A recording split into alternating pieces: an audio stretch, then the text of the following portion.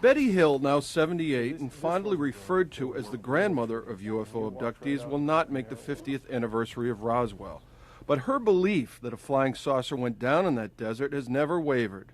In many ways, she says, it was just an ordinary UFO crash, carrying travelers much like those who encountered Betty and her deceased husband, Barney. September 19, 1961. Barney and I driving home from Montreal, saw a strange light in the sky, which changed direction, came in, started following us.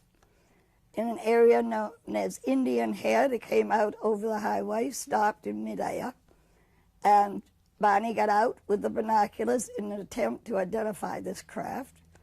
You know, the old-fashioned straw hats that men used to wear, the flat crown and the brim, that's what it was shaped like. And then along one side, it had a big, big picture window, and it had dividers in it. And as he's looking up at it, and he could see people standing in the windows looking down at him, and the craft began to descend, and he had the feeling they were trying to kidnap him. He ran back to the car. We went speeding down the highway to avoid capture, and then later they were standing in the middle of the road blocking our way. This is what we saw when the car motor stalled out. I see. And they're separating and coming up towards us. This is your view, then, of the UFO people from out your car window? Right. Okay, so I count. This is our first view. There's about a half dozen there. Actually, there were 11. Talk to me about the features in here and what you remember. I mean, look at this one's face in particular. Tell me what we see there. You can see they're very human appearing. Yeah. Only here, you know, the eyes are wider spaced than ours. Okay. See?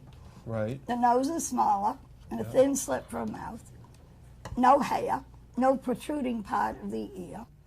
We were taken on board, and we were told to relax, no harm was going to come to us, and we did. And they did some testing of both Barney and me, and showed me the star map of where they were from. There it is. Yep. Well, okay. This is the map you drew. Yep. Now, this is amazing, because how much did you know about astronomy? Not a thing. About 6 weeks later, Barney and I had gone out in the evening, and when we came home, on the kitchen table was a pile of dried leaves, which wasn't there when we left. And when I went to clean up the pile of dried leaves, there was my blue earrings I was wearing that night.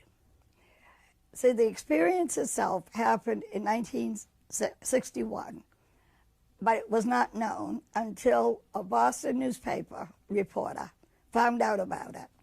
And it ran for 5 days on the front pages of the Boston newspaper. I went on TV. I was questioned by F. Lee Bailey.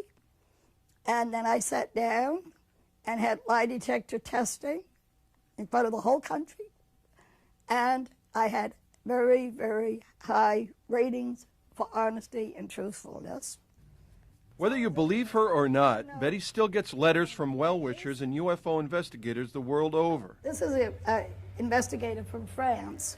Sometimes there'll be a knock on her door, a fan dropping by for an autograph. And every once in a while, Betty will step out on the back porch to glimpse of what she claims is another visitor from far away.